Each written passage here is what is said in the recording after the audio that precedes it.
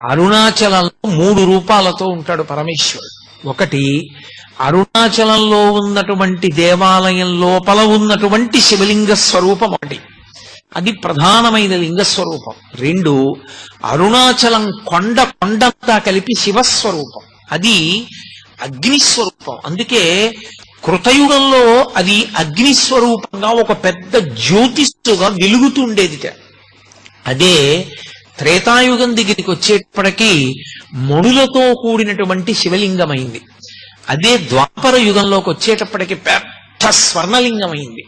కలియుగంలోకి వచ్చేటప్పటికి మరకత లింగమైంది.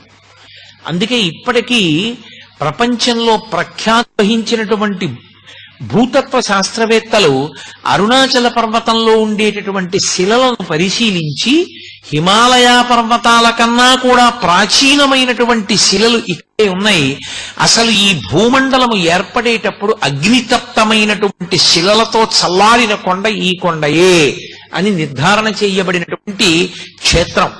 ఇప్పటికీ